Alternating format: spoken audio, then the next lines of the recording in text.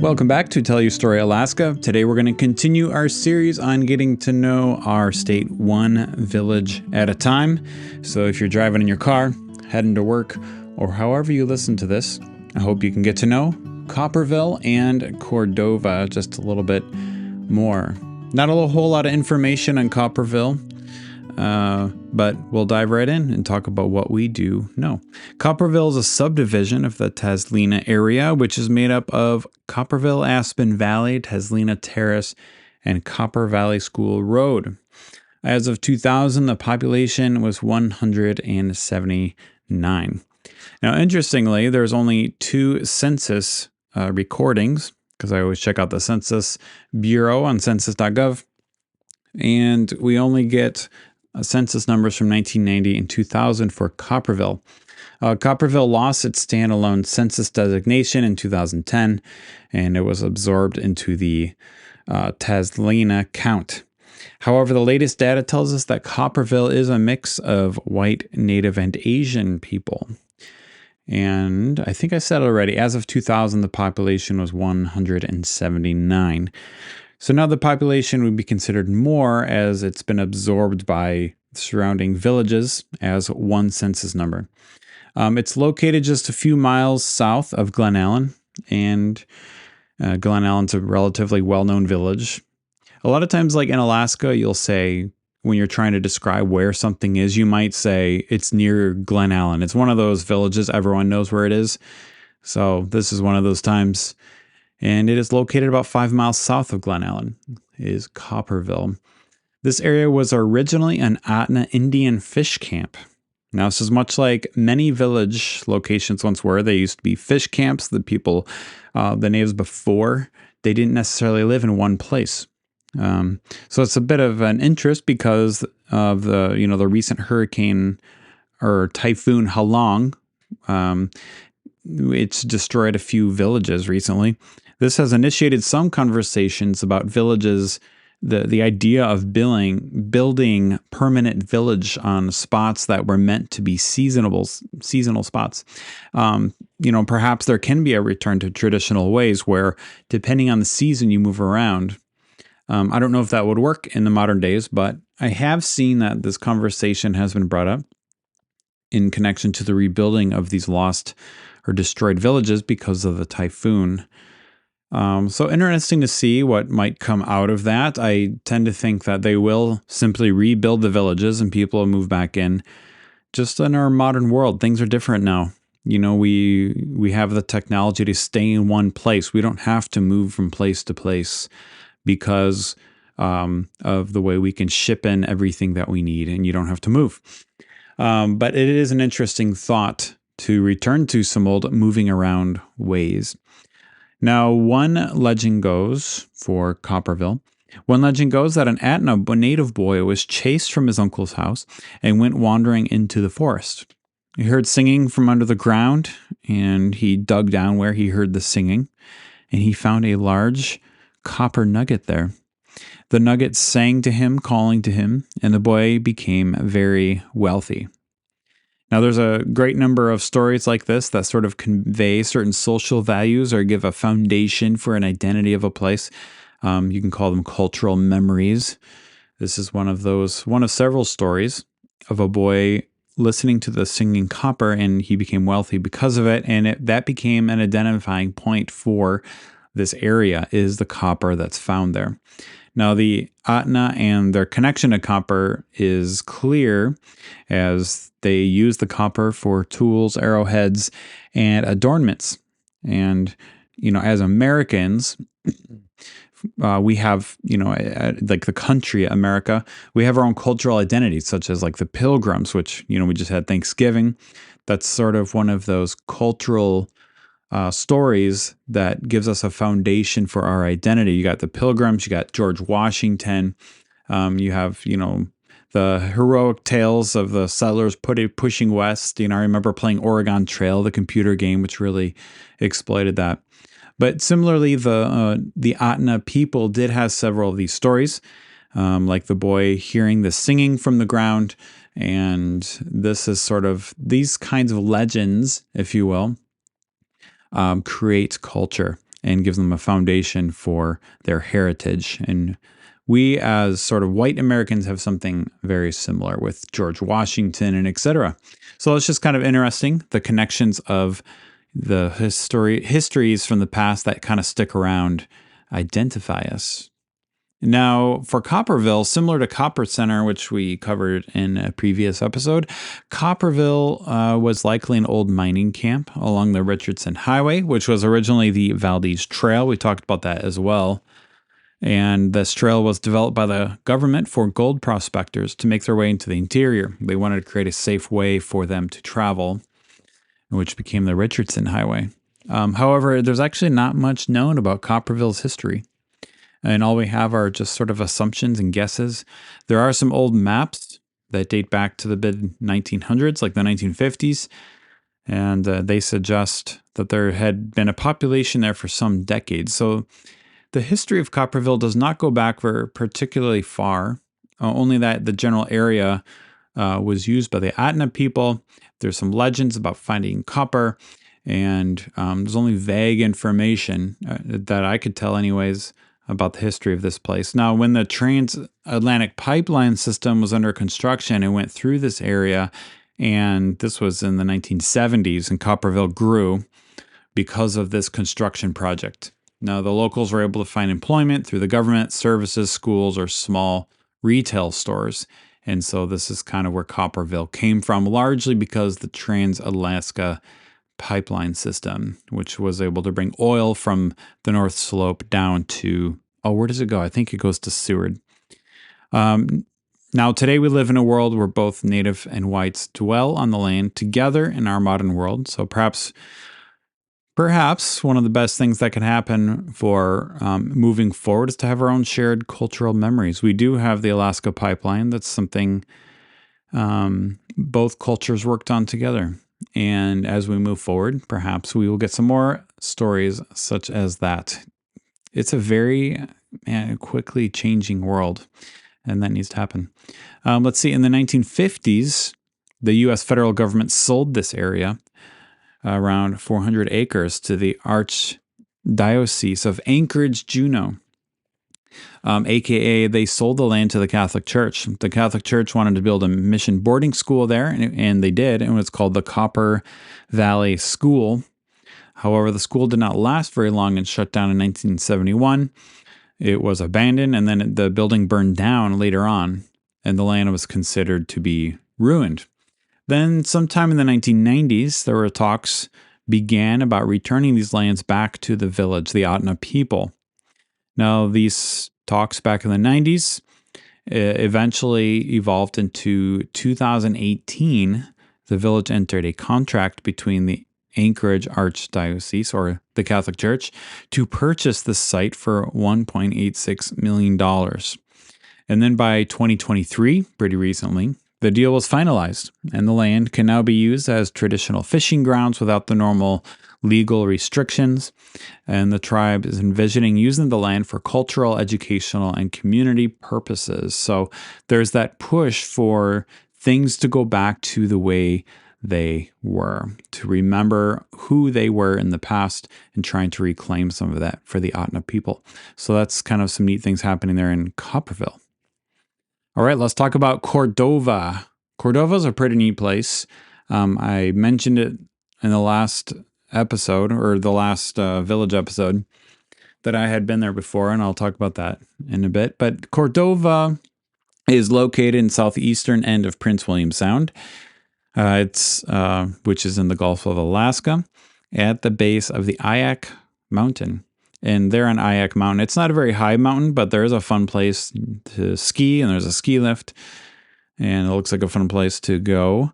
It is on the Orca Inlet, and I thought, well, orca, that's a killer whale. It must be called that because there's killer whales there. So I looked it up, and it actually said it wasn't sure why they call it. There's no evidence that they call it Orca Inlet because there's orcas there, but presumably, if you're a local there, you can tell me. I think there are orcas there, but it's in the Orca Inlet. Now, as I mentioned, I have landed in Cordova back in 2019. Is when I moved to Alaska, and I had a little Cessna 150 tail dragger. It was kind of a modified 150. It was known as a 150, 150 horsepower. It had a Lycoming 0320 in it, Stoll kit, and it was converted to tail dragger. It was a really neat little plane, and I flew that from Mexico all the way up to Alaska. And one of my stops was in Cordova. And I had never been up this way before. I did take the coastal route, which most people don't do because it's hard to find good weather along the coast. I, however, did find really good weather, and I was able to come up and land at Cordova. And I remember landing there for fuel, and it was very memorable because I'm flying along the coast there, just flying along the beach, and I had a GPS, but it was still quite difficult to find Cordova if you've never been there. It's kind of nestled into the hills, just inland a couple of miles on sort of in a little bay. And I remember thinking, where is this place? And I knew I needed to land there because I didn't have fuel to get to the next place. So I actually did find it, and the unassuming airstrip was difficult to spot. It's just sort of a little dirt strip just kind of nestled in against the side of the hill there. So it was almost hard to find if you didn't know where it was. So anyway, I found it, landed, and I remember it had a kind of a small town friendliness feel. I kind of imagined that you could film a Hallmark movie there. There's also kind of a sense of nostalgic history. There is the Cordova Historical Museum there, which is a surprisingly beautiful building with old artifacts and local history. So I wish I had time to, linger there, but I needed fuel and I kept going. But Cordova is a pretty beautiful, beautiful little place. If you want to live off grid, there is electricity there, but if you want to kind of live away from it, Cordova is a beautiful spot. Now, the more distant history of this area was that it was home to the Aleut people. But they say it was also some migrating Athabascans and Tlingit natives who became known as the Eyaks, hence the name Eyak Mountain nearby there. However, this history is frustratingly unknown, only that there does seem to be sort of a mix of different native groups, Athabascans, Tlingit, and Aleuts, kind of mixed in this area. Now, the more modern history of Cordova begins in 1789. That's when Spain was trying to make claims in Alaska as their own. Spain said, we want to own Alaska. And they made some efforts that were unsuccessful. But in 1789, they sent naval officer and explorer Don Salvador Fidalgo.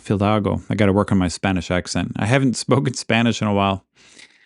Naval officer and explorer Don Salvador Fidalgo to determine the extent of the Russian activities in the lands because they wished to make claim to lands in Alaska. And they sent good old Fidalgo out there to do it. In 1790, Fidalgo, am I pronouncing that right? I have a couple different spellings in my notes. Fidalgo. I think that's it, Fidalgo. Fidalgo arrived in Alaska, and he explored around the areas of Cordova. He explored the Orca Inlet. Maybe he saw orcas there. And other parts of Prince William Sound. And as he went along, he named several places as he went, which still bear those names. Like the Orca Inlet. The word orca is actually Spanish for killer whale. I actually didn't know that, and I speak Spanish. He also named the spot Puerto Cordova, or it might be more properly pronounced Cordoba. They put the accent over the first O, which isn't normal in Spanish. It naturally rests on the second to last. What's A-E-I-O-U? What are those called? Vowels. Second to last vowel. But the accent, you put the accent on the Cordoba. But this apparently is a Roman word, not a Spanish word, and it likely means town by the river. However, he was named by a Spanish man, so it's kind of a Spanish. And it's a Spanish man using a Roman word for naming a town in Alaska. Sheesh, what a world we live in. Fidalgo represents Spain's last effort to stake claim in Alaska, which apparently never stuck, despite Fidalgo conducting official Spanish ceremonies of possession, and he planted flags along the way. So we are left with a few Spanish names in Alaska because of Fidalgo. Good old Donnie there. Then in 1906, a man named Michael Heney came along.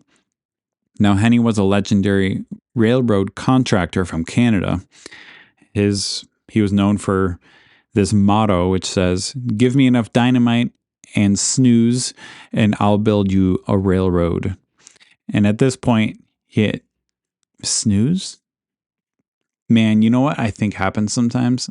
I type in a word that's unusual, and it autocorrects, and I miss it. It might not be, I think it's like snooze or something like that. Give me enough dynamite, snooze, and I'll build you a railroad. Give me what I need, and you'll get your railroad, is what his point is. This was a builder. Now, at this point in history, he'd already built the White Pass and Yukon Route railways out of Skagway. And now with the founding of the very successful Kennecott mine, we've talked about that mine before, very transformational mine for that, the Copper Valley, that area. But Heney recognized a need for the mine to have access to a deep water port so they can have their exports. So after surveying the land, he chose the location of Cordova as the terminus of his new railroad. Now, at the time, they called it the Eyak Slough, even though Fidalgo gave it the name Cordova. But ultimately, the Cordova name is the one that stuck. Cordova then quickly became a major construction hub at the railway and became famous for something called the $1 Million Bridge. It's actually kind of an amazing engineering thing, this bridge construction. The bridge was made famous by the environmental challenges in the region. It goes over a river that's fed by glaciers, and in the wintertime, it would build up these ice dams, and these ice dams would destroy any progress made on the bridge. So the engineers had to come up with a way around that, and they would have to dynamite the ice to blow the ice out of the way. Talk about something that sounds really fun, but unbelievably challenging nonetheless. They had to use this to blow out the ice, and so they can continue building. Now, there was newspapers at the time during the construction in the lower 48. The newspapers called it the most hazardous engineering project ever attempted in Alaska. The bridge was finally completed in 1910, and it was celebrated as a triumph of American engineering at a cost of $1.4 million. Hence the name. So if you imagine in 1910, $1.4 million is a massive amount of money, and it became known as the $1 Million Bridge. I'm kind of a little bit of an engineering nut. I grew up watching like Modern Marvels, which is an engineering show, and I have not seen a show on this one. I'll have to see if there is. That would be really cool. I come from a family of engineers. My dad was a engineer at a nuclear power plant, and my brother is a sort of a master of bridges. He would like this story, I think. My brother Brian, if you're listening, finding me a documentary about the $1 Million Bridge. It'd be fascinating. Anyway, that's what our man Heney made, and that's part of the history of Cordova. Now, unfortunately, Heney died of pneumonia in 1910, and he actually never saw the completion of his railroad. But there were two places named after him, the Heney Ridge and the Heney Center. And so his name has been cemented in history by naming those places. And he's known as the man who built Cordova. So it was the Kennecott mine, which brought about the establishment of Cordova, and it's as a place that's still around. The Kennecott mine collected $200 million in copper, silver, and gold, and these were all shipped out via Heney's Railroad, which ended in Cordova. So the mine closed in 1938, along with the railroad, but the town continued to grow. So in addition to the Kennecott mine, there was also the largest oil-producing field in Alaska at the time, which was discovered in 1902, and it was called Katala Oil Field, which was producing until 1933, when a fire destroyed the facility, and it shut down also. So that, along with the Kennecott mine, is what drove Cordova's founding. Now, today, Cordova's economy is mostly fishing, but it's also sustained by tourism with lodging and their surrounding beauty. If you want to visit a beautiful place and kind of remote place with some amenities, Cordova is a place for you. It is home to an impressive 2,413 people, so a pretty good sized town, actually. The town is entirely cut off from Alaska's road system, so you must go there by plane or boat. Locals pride themselves for their independence and resourcefulness, living so remotely while living disconnected from the rest of the world, which does describe much of Alaska. It's kind of the heart and soul of Alaska is we are self-sufficient. We know how to live off the land. We know how to be resourceful living in remote places. So all in all, Cordova is a place I would love to rent an Airbnb sometime and go check it out.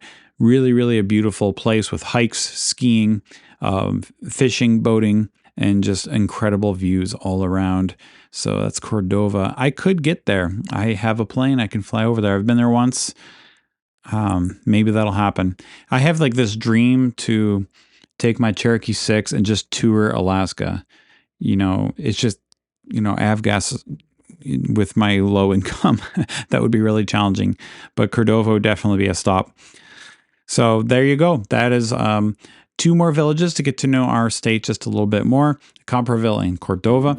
Next time we will be covering the village of Council, Alaska. Yes, there is a village called Council, which is an old gold rush town. And then there's another place called Covenant Life. This is an interesting place. It's a small religious community, and it's very difficult to find information about it. But I found some, and we're going to talk about Covenant Life, Alaska as well. So tune in next time, and we're going to get to know our village. We're going to get to know our state one village at a time. We'll see you guys later. Thank you for tuning in today.